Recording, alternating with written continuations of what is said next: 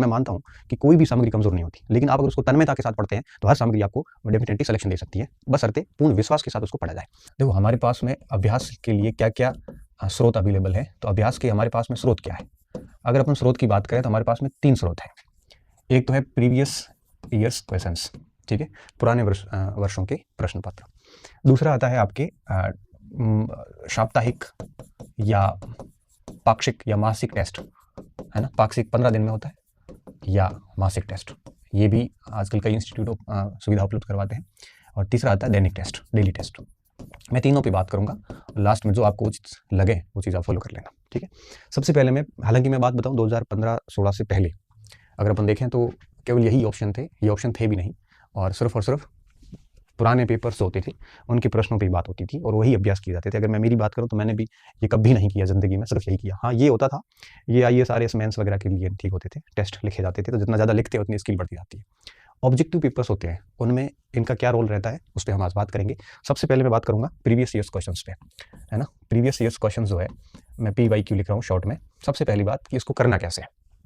कई बच्चों को करना नहीं आता कि किस तरह से सॉल्व करना है, तो करना कैसे है इसको, तो इसके 3 तरीके हैं। देखिए, सबसे पहली बात, जब आप पुराने वर्षों के पेपर्स देखते हैं, इसका मतलब ये नहीं है कि आप फर्स्ट ग्रेड की तैयारी करें केवल फर्स्ट ग्रेड के देखें, नहीं, आप उस विषय के नेट के भी सवाल देखें, उस विषय के आप जितने भी स्टेट PCS जितने भी हैं उनके भी सवाल देखें, RPSC के लेके MPPCS से लेके सारे, और विभिन्न बोर्ड के जो प्रश्न होते हैं सारे प्रश्न देखें, है ना। ऐसा नहीं है कि केवल आप PCS के देखें, हालांकि साइंस की रिक्वायरमेंट थोड़ी अलग रहती है। जैसे फिजिक्स है तो फिजिक्स का नेट का लेवल अलग होता है, फर्स्ट ग्रेड का अलग होता है, साइंस का थोड़ा सा डिमांड अलग हो सकती है। लेकिन मैं जो बात कर रहा हूँ वो कर रहा हूँ मानविकी पे, है ना, specially history, geography, political science, इसमें मैं बात करने की कोशिश कर रहा हूँ, ठीक है। तो आपको ये सारे प्रश्न पत्र देखने हैं। अच्छा, दूसरी बात इसमें ये भी आती है, अच्छा, आपके पाठ्यक्रम में जो टॉपिक है उसी अनुसार देखोगे तो ज़्यादा बेहतर रहेगा, ठीक है, टॉपिक के अकॉर्डिंग देखें, है ना। पहली बात तो ये कि सारे पेपर्स देखें, दूसरी बात ये टॉपिक के अनुसार देखें। अब देखने का तरीका क्या रहना चाहिए। तीसरा बिंदु ये है कि आपको क्या करना है, सबसे पहले अपनी सामग्री पढ़नी है। जैसे सिंधु घाटी सभ्यता है, तो सिंधु घाटी सभ्यता के टॉपिक को बढ़िया तरीके से पढ़ लो अपनी सामग्री से। आपकी सामग्री आपके नोट्स भी हो सकते हैं, आपकी पुस्तक भी हो सकती है, जिसमें भी है पुस्तक हो तो मैंने उसको पढ़ने के तरीके का वीडियो बना रखा है, और नोट्स हैं तो फिर वो तो पूरा ही पढ़ना ही होता है, ठीक है। तो क्या करना, सबसे पहले टॉपिक की सामग्री पढ़नी है ना। अब टॉपिक की जैसे सामग्री आपने बहुत बढ़िया तरीके से पढ़ ली, अब ये टॉपिक की सामग्री पढ़ लेने के बाद में आपको क्या करना है, वो टॉपिक उस पुस्तक से लेना है और उसके सारे प्रश्न सोल्यूशन करने हैं। अब उसमें से उसकी व्याख्या दी होती है तो व्याख्या भी साथ में सोल्यूशन कर लो। अच्छा, इसमें से कोई पॉइंट नया मिलता है तो सामग्री पढ़ना, उसके बाद में क्या करना है, ये प्रीवियस ईयर्स क्वेश्चंस का सोल्यूशन करना है।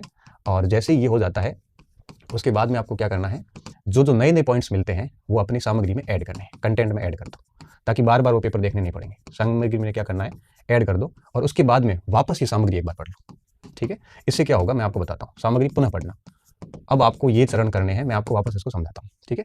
तो जैसे पेपर्स लेके आ गए, जैसे हिस्ट्री की मैं बात करूँ तो यूथ ला सकते हो, SK पांडे थोड़े पुराने वो ला सकते हो, सौरभ चौबे के भी आते हैं, पप्पू सिंह के भी आते हैं, है ना, AGP के भी आते हैं, जो कोई भी लाओ लेके आ गए। अब टॉपिक के अनुसार आप उसमें सेलेक्ट कर लो, आप फर्स्ट ईयर की कर रहे हैं, कॉलेज की कर रहे हैं, जिसकी भी कर रहे हैं उसके निशान कर लो, ये टॉपिक कोर्स में। फिर आपकी जो अध्ययन सामग्री आपके पास में है उससे वो टॉपिक पूरा पढ़ने के बाद में फिर पेपर को सोल्यूशन करो। सोल्यूशन करने के बाद में अब उसमें से कोई नई चीज़ मिलती है तो सामग्री में आप ऐड कर दो, ठीक है। जैसे कोई नया तथ्य मिल गया जो आपकी सामग्री में नहीं था लेकिन पेपर्स में है, उसको कर लो। अच्छा, कोई पेपर में त्रुटि मिलती है तो अपनी सामग्री के अनुसार उस त्रुटि को ठीक भी आप कर सकते हो। ये करने के बाद एक बार सामग्री फिर पढ़िए, सामग्री उसी समय वापस पढ़िए। वापस क्यों पढ़नी है, वापस जब पढ़ोगे तब आप जैसी अध्ययन सामग्री के ऊपर से गुजरोगे तब आपके मस्तिष्क में क्लिक करेगा कि सवाल उस साल पूछा गया है। इससे क्या होगा कि आप उन बिंदुओं को गौर करना शुरू करेंगे जिन बिंदुओं पे आपने पहले गौर नहीं किया था और परीक्षा में प्रश्न आया हुआ है। तो जैसे प्रश्न देखने के बाद में वापस सामग्री पढ़ेंगे तब आप गौर करना शुरू करेंगे। जब आप गौर करना शुरू करेंगे तब आपको एक समझ विकसित होगी विषय के प्रति कि क्या कैसे पूछा जा सकता है प्रश्न। तो इस प्रकार से प्रीवियस ईयर्स क्वेश्चंस करने हैं आपको, ठीक है। अच्छा, कोई प्रीवियस ईयर्स क्वेश्चंस में कोई गलती होती है तो आप अपने स्तर पे भी उसको ठीक कर सकते हैं। अब बात ये आती है कि इसके फायदे क्या है। अब इसका पहला फायदा ये आता है कि RPSC के जितने भी पेपर आते हैं उसमें लगभग 60% प्रश्न जो है आपके रिपीट होते हैं। कहाँ से रिपीट होते हैं, पुराने पेपर से होते हैं। तो 60% सवाल तो रिपीट हो जाते हैं, इससे ज़्यादा ही होते हैं, है ना। 50-60% प्रश्न पेपर आपको सीधा यहाँ से मिल जाता है, और उसके बाद बस 15-20% पेपर आपने अगर दूसरे स्रोतों से ले लिया तो आपका शानदार चला जाएगा, ठीक है। एक तो यहाँ पे रिपीट होते हैं। दूसरी बात क्या होती है, जैसे ही प्रश्न रिपीट होते हैं तो आपको क्या होता है कि एक बिंदु के से आपका बहुत बढ़िया तरीके से होना शुरू हो जाता है। फिर आपको सवालों के नेचर पता चलते हैं कि लोक सेवा आयोग किस प्रकार के सवाल पूछते हैं। सवालों की एक नेचर जो होती है, एक प्रकृति जो होती है, वो आपको पता चलनी शुरू हो जाती है कि किस किस टाइप से प्रश्न बन सकते हैं। फिर जब आप टॉपिक को देखोगे तो सीधा सा टॉपिक देखने के बाद भी दिमाग में क्लिक करेगा इसका ऐसे भी सवाल आ सकता है। और क्या होगा, इसमें एक कॉन्फिडेंस भी आएगा, है ना। कॉन्फिडेंस क्यों आएगा, क्योंकि आपको लगने लगेगा, जैसे मान लो 10 प्रश्न आपने सॉल्व किए, तो 10 में से अगर 7-8 प्रश्न आपने कर लिए, तो आपको अंदर से लगेगा कि यार मेरे से प्रश्न हो रहे हैं। मुझे ठीक से याद है, जब हम कभी लो फील करते थे तो ये पुराने पेपर देखते थे। पुराने पेपर देखने के बाद में जैसे 60-70% सवाल सॉल्व होते थे, तो अंदर से वापस पॉजिटिव वाइब्स आती थी कि हम भी आराम से कर सकते हैं।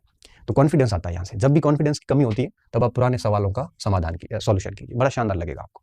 साथ में आपकी जो पाठ्य सामग्री है, आप जिसका भी यूज कर रहे हैं, उस पाठ्य सामग्री पे आपका भरोसा बढ़ जाएगा, है ना।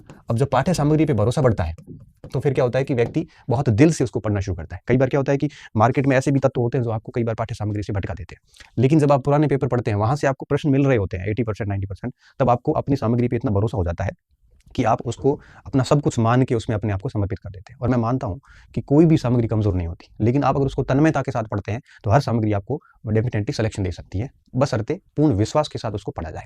एक तो इस पर भरोसा हो जाता है पाठ्य सामग्री पे। और एक और बिंदु जो इसका फायदा क्या होता है, एक फायदा इसमें ये एक और होता है कि ये सुविधाजनक है। मतलब ये हुआ कि जैसे ही आपका टॉपिक पूरा हुआ, आप रूम में बैठे बैठे आराम से उसी समय अभ्यास कर सकते हैं, आपको किसी और जगह जाने की आवश्यकता नहीं है। बड़ा कन्वीनियंट है। कभी भी, जैसे मान लो कि आपको दोपहर 3 बजे आपने वैदिक सभ्यता पूरी कर ली, तो 3 बजे पूरी कर ली, उसके बाद आपने अपनी प्रैक्टिस सेट पुराना पेपर्स निकाले और वहां से वैदिक सभ्यता के सवाल शुरू किए, रात को 11 बजे तक पूरे कर दिए। अब कितना सुविधाजनक है, आपको कहीं जाने की आवश्यकता नहीं है। और फिर जैसे सवाल निकाले, 10 पॉइंट नहीं मिले, आपने अपनी सामग्री में ऐड कर दिए और दूसरे दिन वापस सामग्री को या उसी दिन वापस सामग्री को पढ़ लिया। तो एक तरह से टॉपिक की समझ बढ़ जाती है, रिवीजन हो जाता है, उसका अभ्यास भी हो जाता है। तो इस तरह से पुराने प्रश्न जो है, यह एक परीक्षा को पास करने के लिए जरूरी। मैं तो ऐसे लोगों को भी जानता हूं जिन्होंने एक आधा बार सब्जेक्ट पढ़ा होगा, बाकी पुराने पेपर से ही वो यूं कहिए कि अपने लक्ष्य को प्राप्त करने में सक्षम हो गए। तो करना ऐसे है, और ये फायदे हैं इसके। पेपर रिपीट हो जाता है, सवालों का नेचर पता चलता है, कॉन्फिडेंस आता है, पाठ्य सामग्री पे भरोसा बढ़ता है, सुविधाजनक है। और प्रश्न भी स्त्री होते हैं, लोक सेवा वगैरह की। टेस्ट सीरीज जैसे नहीं होते कि टेस्ट सीरीज में तो क्या 10 रुपए देके पेपर बनवाते हैं, कोई भी कैसा भी पेपर बना लेता है, मिस्टेक्स भी होती है, भरोसा भी नहीं होता, कॉन्फिडेंस भी नहीं आते। यहाँ से ये सारी चीजें हो जाती है। तो अभ्यास का ये माध्यम है, और ये मैं माध्यम भी मानता हूँ, इससे बेस्ट कुछ हो नहीं सकता, इससे बेस्ट कुछ भी नहीं हो सकता। मैं हर मंच पे कहता हूँ, आज भी कहता हूँ, और एक सफल व्यक्ति यही बात कहेगा। किसी से भी पूछोगे और आप खुद इस बात का एहसास करोगे कुछ समय बाद में कि वाकई में पुराने प्रश्नों की पुस्तक जितना फायदा देती है, उतनी कोई टेस्ट सीरीज नहीं दे सकती। ठीक है, तो एक तो हो गया पहला बिंदु, ये अभ्यास का पहला स्रोत है। इसको हर स्टूडेंट को फॉलो करना ही चाहिए, ये मेरी स्ट्रॉन्ग रिकमेंडेशन है आपको। अब आता हूं मैं दूसरे नंबर पे, वीकली, फोर्टनाइटली और मंथली टेस्ट। ठीक है, मैं इसको ऐसे लिख रहा हूँ, WF और M। ठीक है, इसको मैं दूसरे नंबर पे लाता हूँ। अब देखो, साप्ताहिक सीधा लिख लेता हूँ, साप्ताहिक, पाक्षिक और मासिक टेस्ट। अब देखो इसके क्या फायदे हैं। अब देखो, एक सबसे बड़ी कमी जो है PYQ में, वो ये रहती है कि हमें मार्केट के लेवल से अपनी तुलना करने में सक्षम नहीं हो पाते। तो सबसे बढ़िया व्यवस्था ये होती है कि आप जो है, अगर साप्ताहिक या पाक्षिक या मासिक टेस्ट देते हैं, तो आपको अपना स्तर हमेशा पता चलता रहेगा। अब जब स्तर का पता चलेगा, जैसे मान लो कि आपने टॉप कर दिया टेस्ट में, तो आपको रहेगा कि भाई हाँ, मेरा लेवल ठीक है, कॉन्फिडेंस बना रहेगा, और आप अपनी उस टॉप रैंक को हमेशा मेंटेन करने की कोशिश करेंगे। अगर आप बहुत पीछे रहे हैं, तो आप है वो कोशिश करोगे कि आपको पता चल जाएगा कि आपका लेवल ठीक नहीं है, आपको और अभ्यास करने की जरूरत है, और मेहनत करने की जरूरत है, अध्ययन सामग्री को और बढ़िया करने की जरूरत है। तो अब आप अपने आप को और तराशोगे। इससे क्या होता है कि स्तर का पता चलता है, एक पाक्षिक और मासिक टेस्ट में या साप्ताहिक में भी। ठीक है, दूसरा क्या होता है कि जब कोई भर्ती आसपास नहीं होती है, तो व्यक्ति क्या थोड़ा सा धीमा पड़ जाता है। तो ये आपके मोमेंटम को मेंटेन करता है, गति बनाए रखता है, क्योंकि जब कोई भर्ती पास में नहीं होती है, तो फिर व्यक्ति क्या थोड़ा सा शांत हो जाता है कि अब भर्ती है नहीं, क्या पढ़े। तो टेस्ट होता है, तो कम से कम व्यक्ति उस टेस्ट को ध्यान में रखते हुए भी 2-4 टॉपिक है वो देख लेता है और उसका टेस्ट दे लेता है, तो उसकी एक कंटिन्यूटी जो है वो कंटिन्यू बनी रहती है। तो ये ऑफ सीजन में जब भर्ती नहीं आ रही हो, तो व्यक्ति की गति बनाने में ये टेस्ट कामयाब होते हैं। ये दोनों बातें उससे पता कम चलती है, पुराने पेपर से, इससे चल जाती है।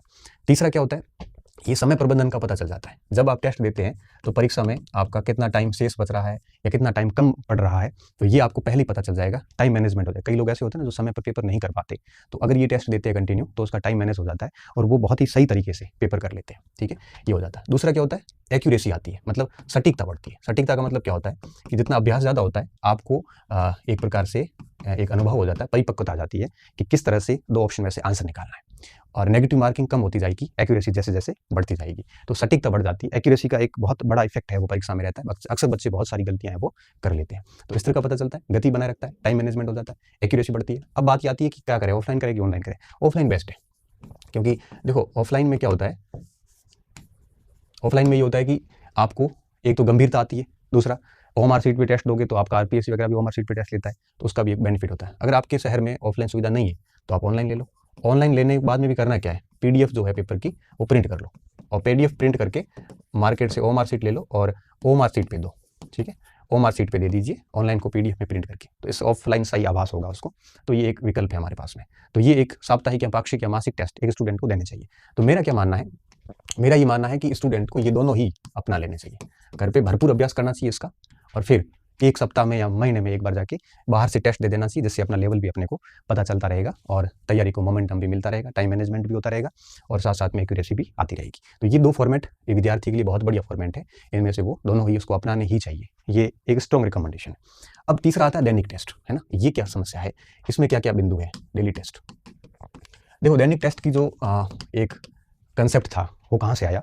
दैनिक टेस्ट का कंसेप्ट आया आपके क्लास टेस्ट से, क्योंकि जैसे साइंस वगैरह में पढ़ते हैं तो क्लास में जो भी टॉपिक पढ़ाया उसके 10-20 प्रश्न क्लास में टेस्ट ले लिए, तो थोड़ा सा बच्चे का अभ्यास हो जाता है। तो ये बेस्ट क्लास टेस्ट है, पढ़ाने के बाद में आप 10-20 मिनट का टेस्ट ले सकते हो। दूसरा ये किसको फायदा दे रहा था, जैसे मैथ्स है ना, अब प्रैक्टिस वाले जिसने भी साइंस स्ट्रीम है या लैंग्वेज के अंदर आपके फाइंडिंग एरर फाइंडिंग हो गया या फिर ग्रामर का हो गया या फिर वोकेब का हो गया, इनकी ये टेस्ट डेली लिए जाते हैं और लिए भी जाने चाहिए। इससे क्या होता है कि जितना ज़्यादा मैथ साइंस और लैंग्वेज को जितना ज़्यादा प्रैक्टिस की जाती है उतने ये बेहतर होते हैं, है ना। तो इनके लिए दैनिक टेस्ट ठीक होते हैं, क्योंकि जितना पढ़ा उतना आपको टेस्ट दे दिया जाता है। अब ये नुकसान कहाँ करता है, जैसे मानवी की है, मैं बताऊँ इतिहास जैसा विषय है, इसके डेली टेस्ट देने का कोई सेंस मुझे नज़र नहीं आता। हालांकि आपकी धारा एक प्रकार से मेरे से विपरीत हो सकती है, तो अगर आपको लगता है कि नहीं ये हमारे लिए ठीक है तो आप डेली दीजिए, मैं मना नहीं करूँगा। लेकिन मैं क्या मानता हूँ कि मानविकी के लिए देखो, एक तो आप संस्थान जाओ टेस्ट दो, तो उससे क्या होता है, जाके वहाँ टेस्ट देना डेली का कम से कम 2 से 3 घंटे गए, आओ जाओ 1 घंटा तो वो गया, वहाँ जाके 1 घंटे का टेस्ट दे दो, फिर 1 घंटे की बात हो जाती है, 2 से 3 घंटे ये चले गए। प्लस होगा क्या, साथ साथ में मस्तिष्क में कोचिंग टेस्ट देने जाने से पूर्व आधा घंटा पहले से दिमाग में चलना शुरू हो जाता है कि टेस्ट है टेस्ट है टेस्ट टेस्ट टाइप से। तो होगा क्या कि दिन का 3 से 4 घंटे बिना फालतू खराब हो जाते हैं। प्लस क्या होगा, अब हर दिन का टेस्ट होगा तो व्यक्ति पूरे दिन उस टेस्ट के टॉपिक में रहेगा, उसको 8-10 सब्जेक्ट और भी साथ लेके चलने होते हैं, वो उन पे गौर नहीं कर पाता, पूरा दिन टेस्ट में टॉप करने की फिराक में रहते हैं। अब जब कई दिन बाद में तो वो टेस्ट का जो पहले दिन टॉपिक पढ़ा था वो धुंधला सा होने लग जाता है और फिर लास्ट में एक लोड सा ऊपर आ जाता है।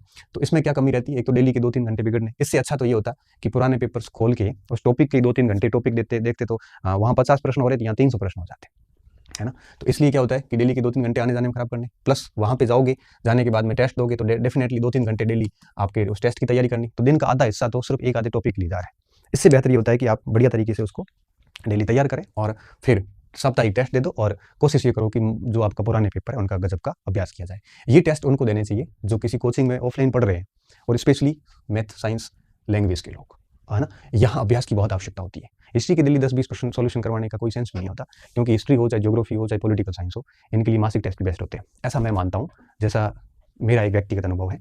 बाकी आपको अगर लगता है कि आपको ये सब करना चाहिए तो आप सब कर लीजिए, आपको लगता है कि 2 ही करनी चाहिए तो 2 कर लीजिए, आपको लगता है कि नहीं मुझे 3 ही करनी है तो 3 कर लीजिए, आपका मत है, आप स्वतंत्र हैं, आपको कोई भी भटका नहीं सकता, आप अपनी बुद्धि का प्रयोग कीजिए, आपको जो उचित लगता है वो कीजिए। मेरा जो व्यक्तिगत अनुभव था कि मैं अगर मेरी बात बताऊँ तो मैंने केवल यही किए थे, उस समय ऐसी सुविधाएं नहीं थी, नहीं तो ये भी कर लेता, और ये तो होती तो भी हम ज्वाइन नहीं करते। क्यों, क्योंकि ये फिर आपके टेस्ट को लास्ट में जाते जाते व्यक्ति को बाहर लगने लगते हैं। ये कुछ दिन तो व्यक्ति चला लेगा, 15 दिन 20 दिन, फिर ये बाहर लगेगा, क्योंकि शेड्यूल फॉलो नहीं कर पाएगा वो, फिर उसको बाकी सारा टाइम टेबल भी चलना पड़ता है, वो भी कर नहीं पाता, फिर ये उत्साहहीनता नजर आती है कि टेस्ट के प्रति कोई उत्साह नहीं रहता ना, फिर वो उसको बर्डन लोड की तरह देखना शुरू कर देता है और धीरे धीरे अधिकांश बच्चे कई छोड़ भी देते हैं, कई सारे चले जाते हैं, कई बाद में फेल हो जाते हैं। तो बहुत बाद में पता चलता है कि यार ये कंसेप्ट गलत था। तो हम जब अभी अवगत करवा रहे हैं तो सोच समझ के करवा रहे हैं, बाकी हमारे इसमें किसी से कोई ऐसा नहीं है, ठीक है। आपको जो ठीक लगता है कीजिए, लेकिन एक शिक्षक का कर्तव्य होता है कि जो चीज़ें वो फील करता है वो व्यक्त उसको करनी चाहिए, इसीलिए मैं व्यक्त कर रहा हूँ, ठीक है।